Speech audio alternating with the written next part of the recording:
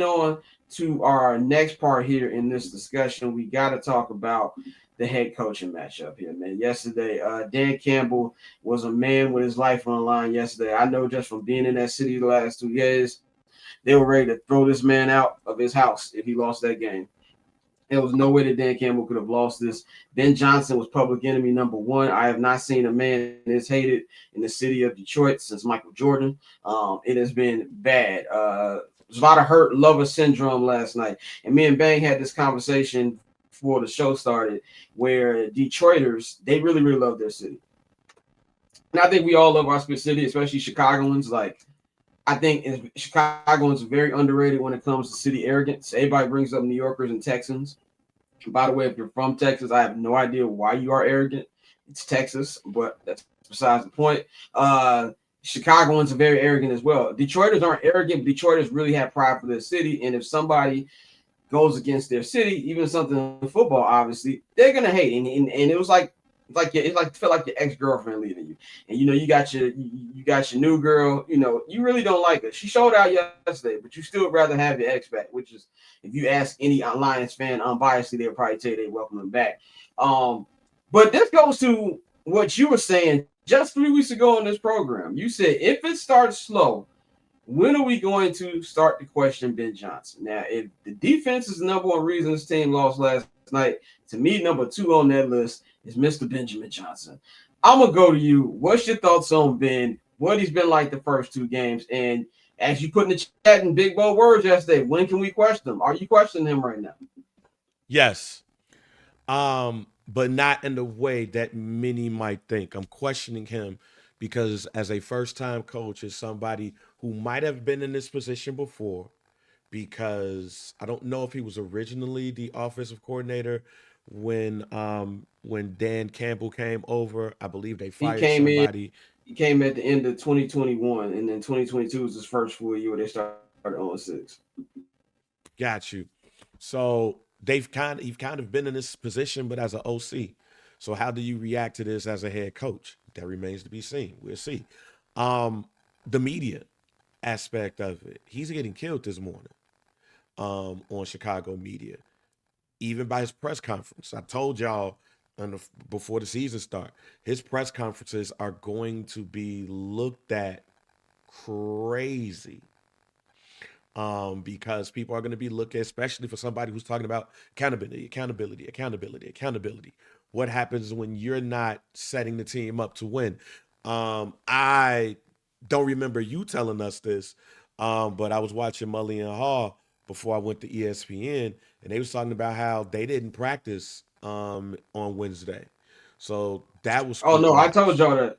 I told y'all Oh, that. I I said probably it was a missed it, walkthrough. Yeah, it was a but you know walkthrough. my Wednesdays be crazy anyway. So, but Yeah, they yeah. didn't We'll give practice. you the pass suit. We'll give you a Give me pass. that pass. Give me my one. Give me my By Wham's the way, pass. the But originator of suit, Jonathan Hood, will be on the show on Friday. Just want to get that out oh there. shit. But nah, you got like look at it in that way. Like, was that a terrible decision?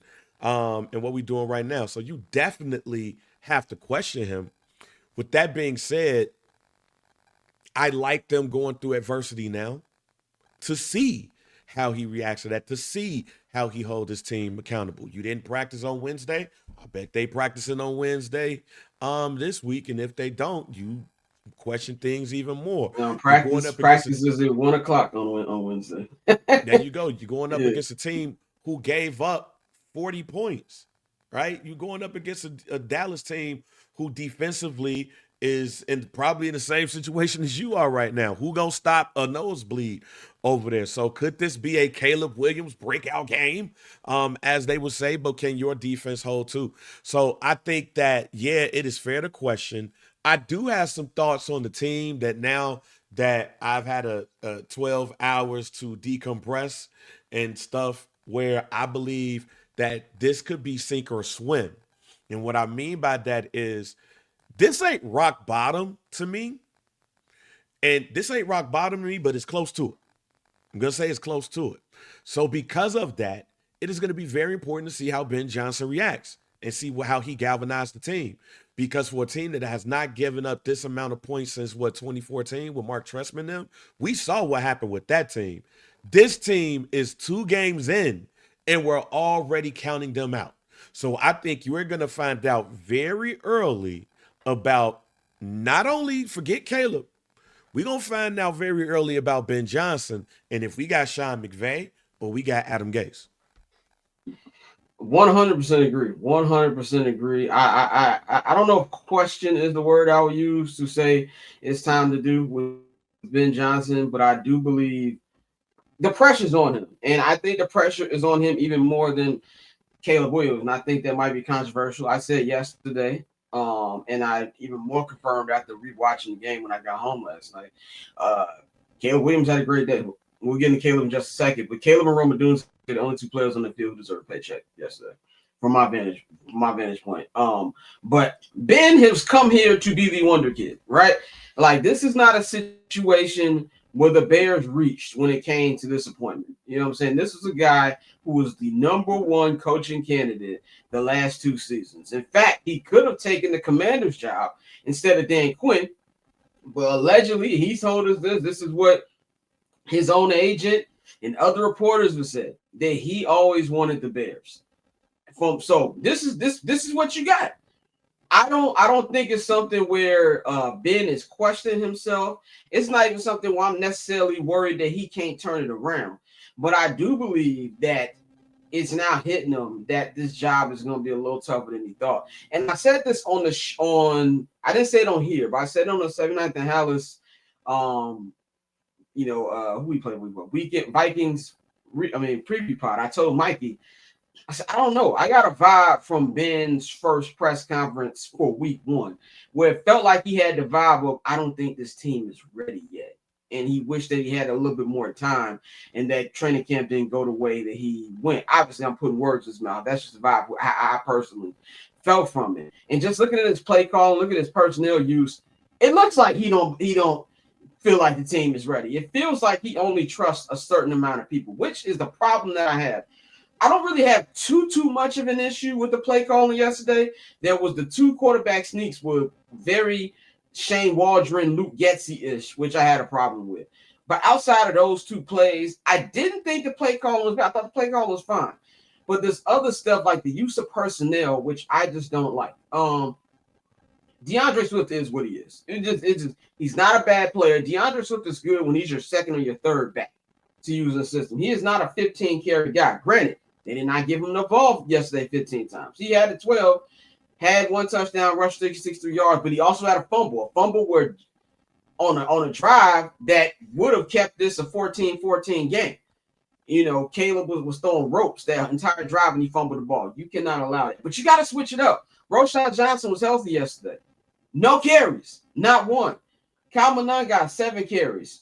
You got to switch it up more. You got to use all 3 of those dudes. And if I look at the wide receivers, bro, only one he was really throwing, he threw to DJ Moore 5 times. Rome Odunze had a great game, 7 receptions, 128 yards, 2 receiving touchdowns. Obviously, there's rapport with him and Caleb. I think that he's going to be the wide receiver #1. Use DJ Moore. Cole Kmet had 2 receptions. They only targeted him twice. Colston Loveland, the guy you picked with your first draft pick this year, the guy you picked instead of going for a left tackle or going for an edge. No possessions. No targets. Not only no targets, I'm trying to look for the stat here. He only played 53% of the snaps. Like, what are we doing? That kind of stuff can't happen. So I hope that when he's looking at the film today, he's going to speak to the media virtually in about around 3 o'clock, that he looked at like, yo, I got to get others involved. Now, he said last week, I got to give another guy more carries. He gave him carries, but not enough, in my opinion. So he got to spread the rock around. Like, he got to spread the rock around. He's got to do whatever he's got to do. But overall, I think it's hitting him what all the duties are for a coach. Like you said, he's getting killed in the media. I haven't heard anything. I have blocked media this morning. I haven't really seen any Chicago media, national media. I don't want to hear any of this shit. I don't want to hear people blame Caleb for the defense putting up 52 points. But, I think it's on him. Because let's be real here, folks. We can sit up here, we can complain about Ryan Poles, we can complain about players on this team. They're not going anywhere, okay? This is the roster that you're going to have for majority of the season unless they decide to add or decide to, subtract at the trade deadline. So it's up to Ben Johnson to fix it. And that's what you were brought in here to fix it. You were brought in here to fix Caleb and fix this team. Now, this is going to be my very optimistic point here, an optimistic point that I do not believe, but I don't want to be full negative today. If you went back and watched the Cowboys documentary the first year they had Aikman, We on the same page. We Aikman, thinking alike. Michael Irvin and Jimmy Johnson, that team won 1-15. Okay. So that's all I'm saying. Was that Bobby says, Scott, want to get your viewpoint from the press box. Is it the calls aren't targeting weapons, or is Caleb not going to them? We only get the TV view. Colston Loveland wasn't on the field yesterday. He only was on the 53 snaps. He wasn't on the field. Luther Burden wasn't on the field.